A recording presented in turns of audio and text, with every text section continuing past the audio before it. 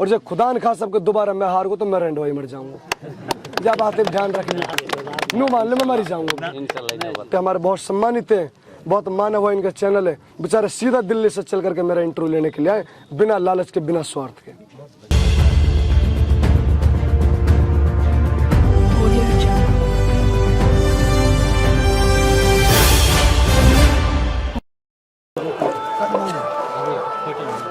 मैं सबसे पहले तो मेरे वालिद समान जो मेरे यहाँ पे बुजुर्ग और मेरे चाचा ताऊ और ये नौजवान साथी, आप सभी को मेरी तरफ से आप सभी को अस्सलाम वालेकुम। आप लोगों ने जो मेरे जैसे नाचीज इंसान को इतने मान और सम्मान फूल मालाओं से, और जो मेरे सर पे आप लोगों ने पगड़ी बांध करके इतने उत्साह जोश और उमंग के साथ आप लोगों ने मुझे मान और सम्मान दिया, इसके लिए मैं आप सबका हाथ जोड़कर सबका बहुत बहुत शुक्रिया अदा करता हूँ। और साथियों, आज मैं नरियाड़ा गांव की सरदारी से जितने भी मौजूद लोग और सरदारी और नौजवान साथ यहाँ पे मौजूद हैं, मैं आप सभी से यह वादा करता हूँ, इंशाअल्लाह आप लोगों ने जो आज मेरे सर पे पगड़ी बांधी है, ये मेरे सर पे नहीं बल्कि मेरे अब्बा जी जो वालिद हुसैन डिप्टी सुप्रिटेंडेंट चौधरी अख्तर हुसैन की सर पे जो आपने पगड़ी बांधी है, इंशाअल्लाह सारी जिंदगी आप लोगों की इस पगड़ी को कभी मैं झुकने का काम नहीं करूंगा। भाइयों, आज से 2-3 दिन पहले जब मैं इस गांव में प्रचार के लिए आ रहा था, तो रास्ते में एक बुजुर्ग ने मेरे सर पे हाथ रख के कहा, बेटा सलमान, मैं तुझे तन मन धन से तेरे साथ हूँ, मैं तुझे वोट दे रहा हूँ, अपने घर की भी वोट दिलवा रहा हूँ, पर बेटा आपसे एक दरखास्त मेरी हाथ जोड़ के यह है, पिछली दफा हमने जिस जिला परिषद उम्मीदवार को जिसको हमने जिताया, जिसको हमने वोट दी, वो 5 साल हमारे बीच में नजर नहीं आया। आप भी चुनाव लड़ रहे हो, आपके साथ भी इस बार गांव 80% से आपके साथ ज्यादा है, आपको पूरा गांव वोट मान और सम्मान दे रहा है, कहीं आप ऐसा तो नहीं करोगे कि आप भी फिर पूरे 5 साल नजर नहीं आओ। उसने मुझसे दरखास्त की कि बेटा आप ऐसा मत करना कि आप 5 साल नजर ना आओ। तो मैंने उस बाबा को एक बात कही, बाबा आज से 15-20 दिन पहले 18 दिन पहले शेड़ गांव की एक बेटी थी, मैं बात इसलिए बताना चाहता हूं कि हम समाज बिरादरी के भी इंसान हैं, मैं बात आप लोगों को बताना चाहता हूं कि मैंने उस वक्त उस बाबा से क्या कहा। मैंने कहा, बाबा आज से 18 दिन पहले आपके पड़ोस में शेड़ गांव है, उस गांव की बेटी को सांप ने काट लिया और उसको मांडीखेड़ अस्पताल में एडमिट कराया, उस बेचारी हमारी बहन का इंतकाल हो गया, उस बेटी का इंतकाल हो गया मांडीखेड़ अस्पताल में, उस बेटी का इंतकाल हो गया। वो गांव की बेटी थी, उसकी पोस्टमार्टम की रिपोर्ट तैयार हो गई, पुलिस केस उस पर बन गया कि इसका पोस्टमार्टम हो गई होगा, सांप के काटने से मौत हुई थी। नगीना थाने में उसके पोस्टमार्टम की रिपोर्ट और फाइल तैयार हो गई। तो गांव की बिरादरी और पूरा शेड़ गांव नगीना थाने पे इकट्ठा हो गया। थानेदार और एसएचओ से हाथ जोड़ के दरखास्त की कि एसएचओ साहब, शेड़ गांव की बिरादरी आपके सामने हाथ जोड़ती है, हमारी बेटी का इंतकाल हो गया, खुदा के वास्ते इसको सम्मान के साथ इज्जत के साथ विदा करने दो, इसको बिना पोस्टमार्टम के गांव के हवाले कर दो, बिरादरी के हवाले कर दो। उस वक्त थानेदार और एसएचओ ने कहा कि गांव वालों, इसका पोस्टमार्टम 1% नहीं, 100% नहीं, 1000% नहीं, बल्कि 1,00,000% इसका पोस्टमार्टम हो गया होगा और इसको कोई नहीं रोक सकता। गांव वालों के पैरों के तले की जमीन खिसक गई। अगर एसएचओ कोई थानादारी इतनी बड़ी बात कह दे तो हर इंसान घबरा जाता है इतनी बड़ी बात कहने से, और पोस्टमार्टम की फाइल उस टाइम तैयार हो रही थी। तो उन्होंने घबरा कर, इंसान बड़े से बड़ा जैक जुगाड़ लगाने का प्रयास करता है, उन्होंने विधायक जी को फोन किया। विधायक जी हमारे भी आदरणीय हैं, हमारे भी सम्मानित है, हम भी उनका इज्जत करते हैं, मान सम्मान करते हैं, वो हमसे बड़े हैं, हम भी उनका सम्मान करते हैं। उनको फोन किया गांव वालों ने, बिरादरी ने उनको फोन किया। उसकी क्या मजबूरी रही है खुदा बेहतर जाने, उसे पता होगा, वो बेचारा मशवरे में था, मीटिंग में था या कहाँ था। 8 दफा उसे फोन किया, उसने फोन रिसीव नहीं किया, उसे पता होगा उसने क्यों रिसीव नहीं किया। दूसरा फोन उन्होंने चेयरमैन को फोन किया, जो आज आपके बीच में कमल के चुनाव निशान पे चुनाव लड़ रहे हैं, चेयरमैन साहब जो कमल के चुनाव पे चुनाव निशान लड़ रहे हैं। फिर दूसरा फोन उनको किया, 2-3 दफा फोन किया, उसने कहा कि मैं इंद्रजीत को फोन कर रहा हूँ, उसको फोन कर रहा हूँ, बड़े आदमी है, बड़ी बात करते हैं, हम छोटे आदमी हैं। हमें तीसरी दफा फोन किया, हम तीसरा नंबर पाते हैं, पहले 2 बड़े लोगों को फोन किया, हम छोटे लोग हैं, हमें तीसरी दफा फोन किया। उन्होंने कहा ये अख्तर हुसैन हमारे गांव में आता है, उसका बेटा आता है सलमान, और गांव वालों से हर बार कह के जाता है कि अगर आपका कोई काम हो तो बता देना, कोई काम हो तो बता देना, और चुनाव से पहले बता देना, पहले काम करा लेना, उसके बाद वोट देना। आज इससे बड़ी बात गांव के लिए कोई नहीं है। आज इज्जत की बात, हमारी बेटी की बात है, आज समाज की बात है। आज उनको भी आजमा लेते हैं। अगर 10 दिन बाद चुनाव आएगा, महीने बाद चुनाव आएगा, तो कम से कम हम उसको भी जवाब दे देंगे कि आप हमारे काम नहीं आए। ये बात गांव वालों ने फिर बाबूजी को फोन किया। बाबूजी और छोटा भाई एसडीओ साहब उस टाइम ड्यूटी के लिए जा रहे थे पुराना। उसी टाइम गाड़ी को बैक करके, और उस टाइम चुनाव का कोई नामो निशान नहीं था, तारीख नहीं आई थी, चुनाव से 3 दिन पहले की बात मैं कर रहा हूँ। उसी टाइम गाड़ी को बैक करके नगीना थाने में पहुंचे, और वहां पे जब थानेदार के पास कमरे में बाबूजी घुसे, तो उस टाइम थानेदार कंप्यूटर पे फाइल को ऑनलाइन चढ़ा रहा था, पोस्टमार्टम की को। थानेदार साहब क्या कर रहे हो? उसने कहा बाबूजी पोस्टमार्टम हो गई होगा, आप दबाव मत डालो। बाबूजी ने कहा खुदा के बंदे, किसी को तो पावर होगी, किसी की कलम को तो ताकत होगी जो इस पोस्टमार्टम को रोक दे, इस बेटी की विदाई इज्जत से हो जाए। उसने कहा सिर्फ मजिस्ट्रेट झिरका को पावर है, एसडीएम झिरका को पावर है।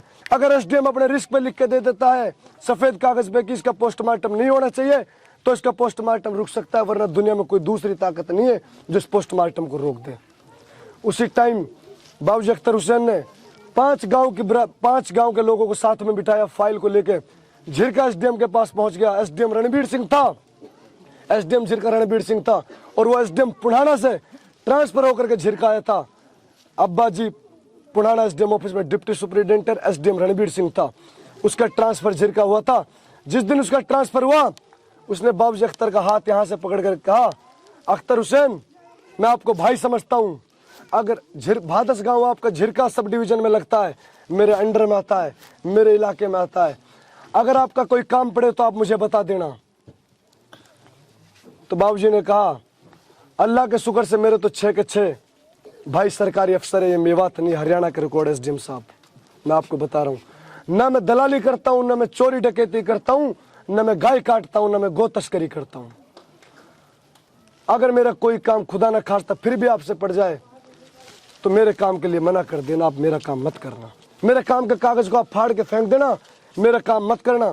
पर एसडीएम साहब मैं आपके सामने हाथ जोड़ता हूँ, खुदा के वास्ते आपसे मेरी एक दरखास्त, एक गुजारिश है। एसडीएम साहब मैं समाज और बिरादरी में बैठने वाला इंसान हूँ, मैं समाज और बिरादरी का बेटा हूँ, मैं समाज बिरादरी में बैठता हूँ। अगर मैं झिरका में आपके पास कोई समाज बिरादरी का काम आपके पास लेके आ जाऊँ, अगर मैं बिरादरी का कोई काम आपके पास लेके आ जाऊँ, तो मेरे समाज की इज्जत रख देना, मेरी बिरादरी की इज्जत रख देना, बस वो काम कर देना, मेरा काम मत करना। कितनी बड़ी बात है एसडीएम साहब से। आदमी ये कहता है मेरा जमीन का काम है, मेरा मुकदमे का काम है, मेरा ये काम है, आदमी अपना काम बताता है, कोई समाज का काम याद नहीं रखता। उस टाइम एसडीएम साहब से कहा कि मेरे समाज और बिरादरी का काम कर देना। उसी वक्त 5 आदमियों को लेके एसडीएम ऑफिस झिरका पहुंचा कागज को लेके, और एसडीएम साहब से कहा कि मेरी बेटी है, इसको सांप ने काट लिया, पोस्टमार्टम की फाइल तैयार है, एसडीएम साहब इसको रोक दीजिए।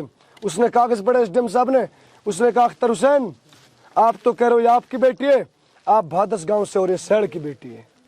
आपने कहा ये आपकी बेटी है, ये आपकी बेटी नहीं है, ये तो सैड़ गांव की बेटी है। उस टाइम अब्बा जी ने कहा एसडीएम साहब सैड़ गांव के तो काले चोर की बेटी है, उस बात से आपको मतलब नहीं है। ये किसकी बेटी है ये खुद मुझे नहीं पता। आपके सामने डिप्टी सुपरिटेंडेंट अख्तर हुसैन बात कर रहा है, आपके सामने डिप्टी सुपरिटेंडेंट अख्तर हुसैन खड़ा है। अगर कोई बात हो जाए तो आप मुझे सस्पेंड करके मुकदमा दर्ज करके मुझे जेल भेज देना, आपको इस बात से कोई मतलब नहीं है वो किसकी बेटी है। फिलहाल वो समाज की बेटी है, बिरादरी की बेटी है और मेरी बेटी है।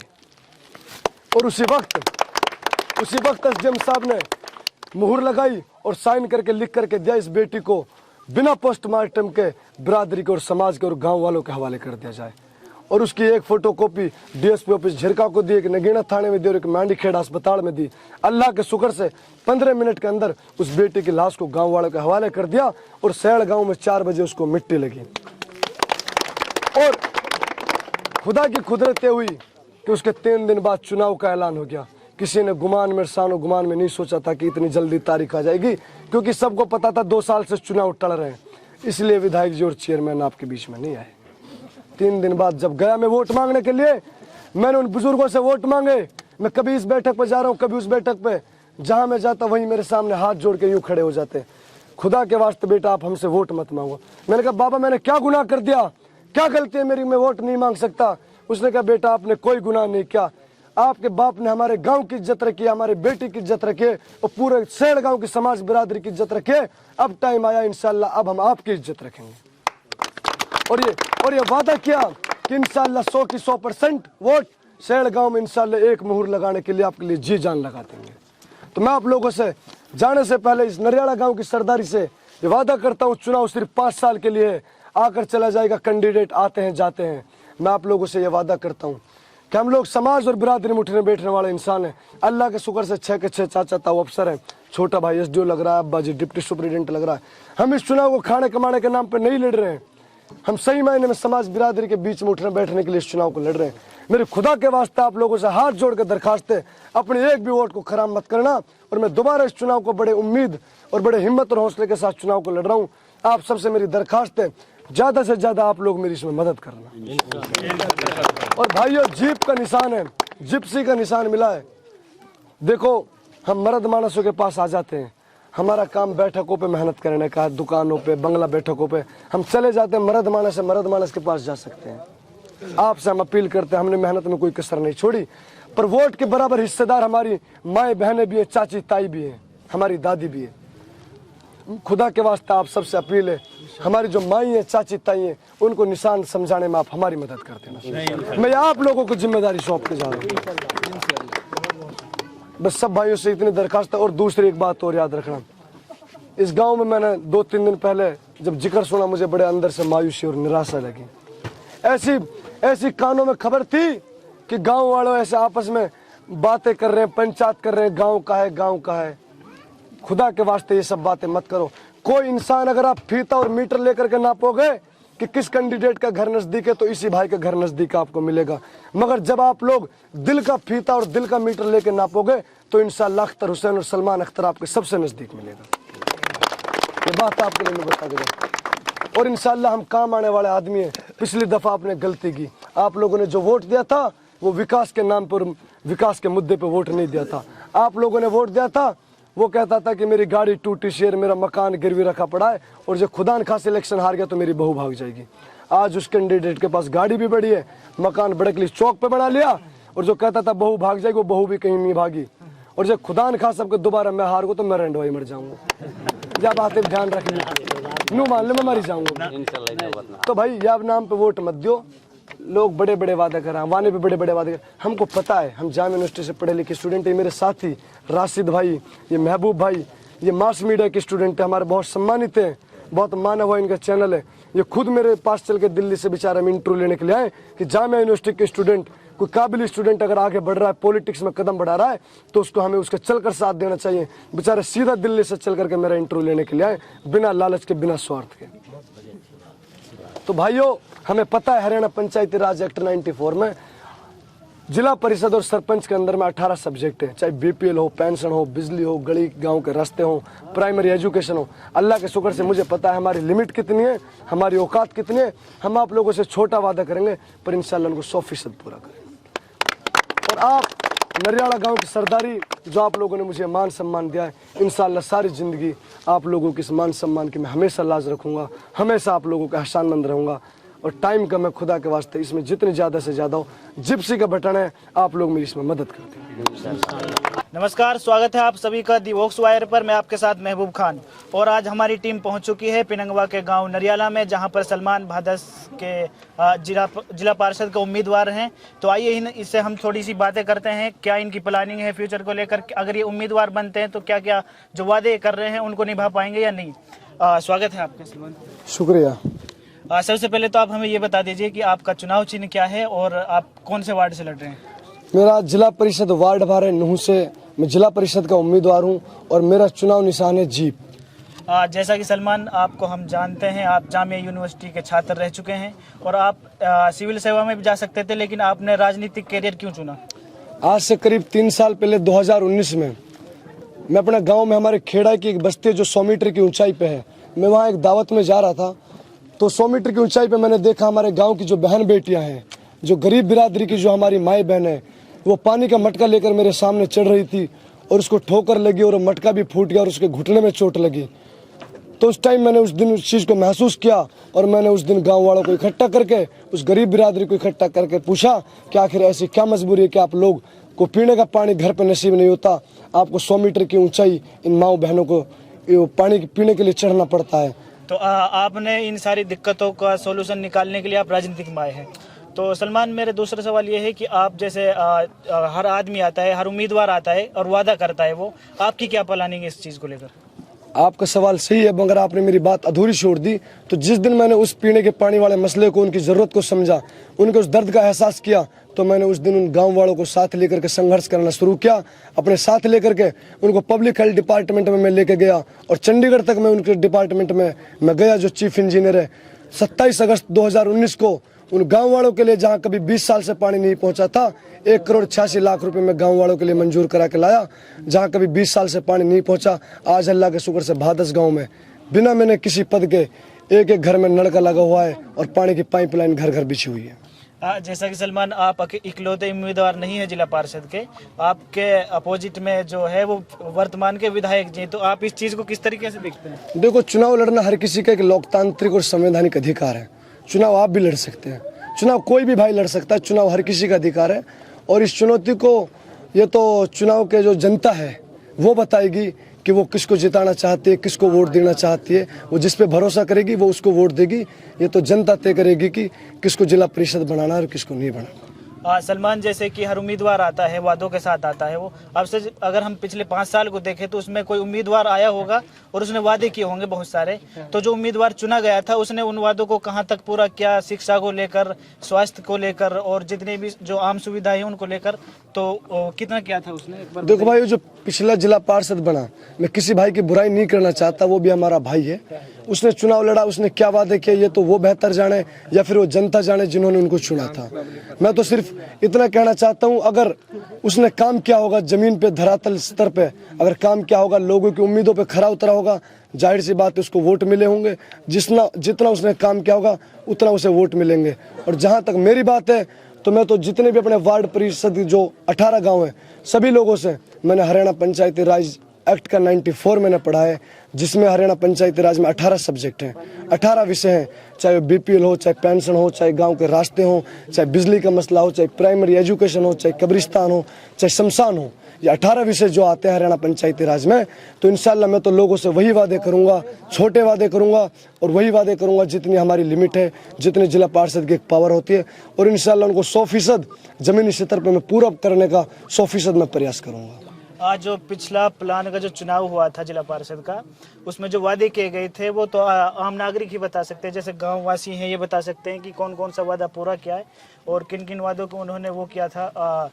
जैसे कि अब हम बात करते हैं इनसे, लोगों से पूछते हैं कि कहां तक उन्होंने वादा पूरा किया था। तो आप क्या कहेंगे पिछले प्लान के बारे में? पिछले प्लान के बारे में कुछ नहीं करा जी उसने बोलिए कोई काम नहीं करा यहाँ से, कोई काम नहीं किया, कोई काम नहीं किया। अच्छा, तो सारा वादा झूठा जी उसके, सब झूठे थे। हाँ जी, हम नहीं पिछले तो प्लान। आप क्या कहेंगे इस पर?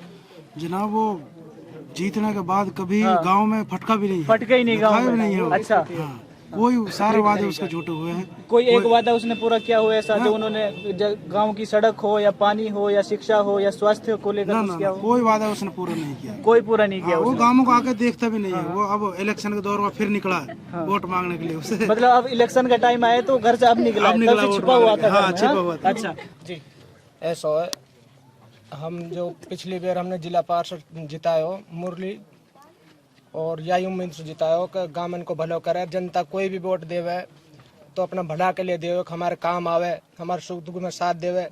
जब वाने इलेक्शन चालू करो तो नरियाला में सिर्फ वहाँ की 5 वोट ही 5, लेकिन वहाँ की गरीबी देख के और वहाँ की बातें न सुन के तो हमारा गांव एक या जो ब्लॉक में और टाइप हो कि गरीब के साथ ज़्यादा रहे। वहाँ की इतनी पैसा सु, गाड़ी सु, घोड़ा सु, सब सु मदद करी तो अल्लाह ने जिता दियो। जीतना के बाद में वाने वादा करा, जीतना से पहले मैं नलका लगवाऊंगा, कुंडा बनवाऊंगा, लाइट लगवाऊंगा। नलका तो जहाँ तावन कायलू, मतलब एक गिलास तक ना दियो पानी। मतलब जो वादे उन्होंने किए थे उनमें से एक भी वादा पूरा नहीं, एक भी वादा पूरा नहीं किया, कोई भी वादा पूरा नहीं किया। सारे उसने झूठ बोले।